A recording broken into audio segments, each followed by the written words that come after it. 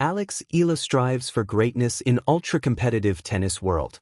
Eala knows she needs tons of patience in her pursuit of becoming the best. Greatness is forged in the quiet, boring moments. The daily routines, the repetition, and the commitment to show up even when motivation fades. Eala knows she needs tons of patience in her pursuit of becoming the best. The one-time WTA 125 champion believes there's a lot of work to do. I think, well, consistency is something difficult when you're on tour and you're facing so many of these players, said Eala after her 6-4, 6-0 round of 16 win triumph over Japan's Himeno Sakitsum to book her quarterfinals ticket in the WTA 125 Philippine Women's Open Wednesday evening, January 28. And I think you definitely have moments where I would say you're playing better. I think that's what makes the greats so great is that they're able to show up time and time again, added the 20-year-old sensation. But for her, the challenge is far from daunting as the WTA number 49 continues to strive for excellence. And I'm learning how to do that. I'm definitely doing my best to maneuver every situation because every day you wake up and there's something different, Eala continued. Yeah, so like I said, that's what makes the greats great and I'm trying to figure out how to achieve that also, she added. The charming 5'9" lefty looks to add another feather in her glowing cap as she enters the quarters as the lone Filipina bet remaining in the maiden PH Open at the Rizal Memorial Tennis Center in Manila later Thursday. There, the number 2 seed Eala tangles with number 5 seed Colombian Camila Osorio for the first time in WTA Tour. Outside distraction, a big no for Eala. Eala's discipline extends beyond the court, as she vows to safeguard her health in every facet of her well-being.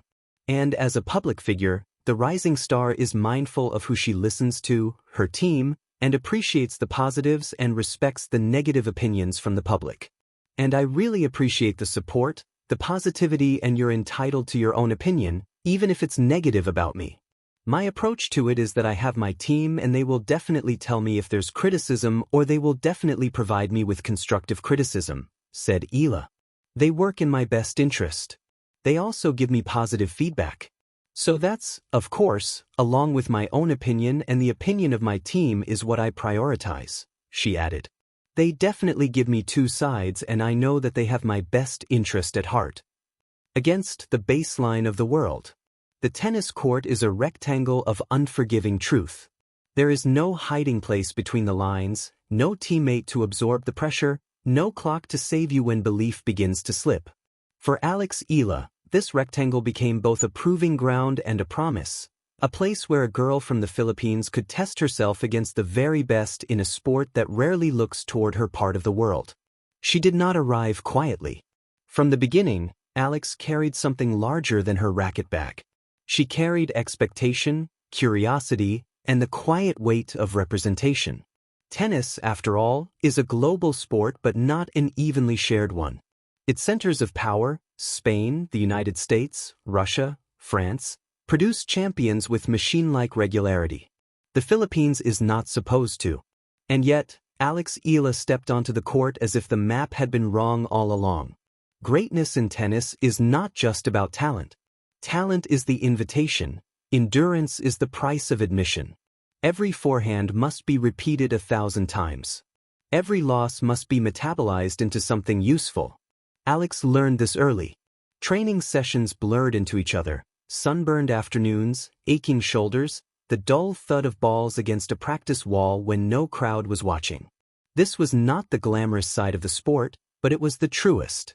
She trained far from home, embracing discomfort as part of the job description. New languages, new cultures, unfamiliar food, unfamiliar courts, these were not obstacles but conditions. To chase the top in tennis is to accept exile of a certain kind. Alex did not complain. She adapted. She learned to belong everywhere and nowhere at once, a citizen of the tour before she was old enough to vote. The ultra-competitive tennis world has a way of stripping players down to their essentials. Rankings are ruthless. One bad week can erase months of progress. A minor injury can quietly rearrange a career.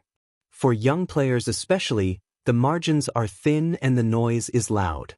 Eala grew up inside that noise, social media comparisons, headlines that oscillated between hype and doubt, the constant question of whether promise would become permanence. What separated her was not just her left-handed spin or her court intelligence, but her relationship with pressure. She did not seem to treat pressure as an enemy.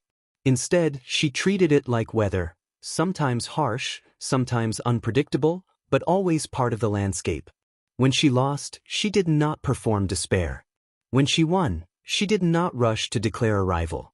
Each match was a data point, not a verdict. Still, the burden of being the first, or the hope, has a way of sneaking into quiet moments.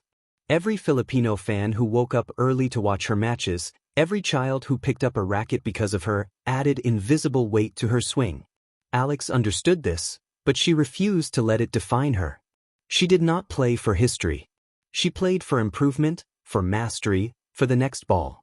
In tennis, greatness is often described as dominance. But for Eala, greatness looked more like persistence. It looked like choosing the long road when shortcuts beckoned. It looked like returning to the practice court after a tough loss, replaying points in her head not with regret but with curiosity. What could be cleaner? What could be braver? Bravery is underrated in tennis. It is easy to be aggressive when winning. It is much harder to swing freely at break point down. Alex learned to do that. Not recklessly but honestly. She trusted the work she had put in when fear suggested retreat. In those moments, the match was no longer about rankings or opponents. It was about identity, who she believed herself to be under stress. The ultra-competitive world does not slow down for sentiment. New phenoms arrive every season. Records are broken before they can be admired. Alex knew this. She did not chase timelines that were not hers. Progress was measured internally first, footwork sharper, decision-making quicker, patience deeper. External validation, when it came, was welcome but never central. There is something quietly radical about her journey. In a sport obsessed with pedigree, she redefined what a tennis background could look like. In a culture that often underestimates Southeast Asian athletes, she insisted on being seen, not loudly, not arrogantly, but undeniably. Each tournament became an argument, each win a footnote in a growing case for belonging.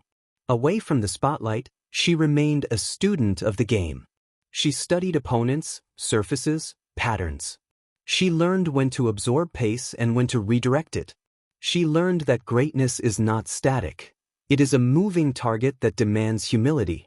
The moment you believe you have arrived is the moment the sport moves past you. Eala's story is still being written, which is precisely the point. Greatness is not a single breakthrough or headline. It is an accumulation of ordinary days handled with uncommon discipline. It is choosing belief over comfort,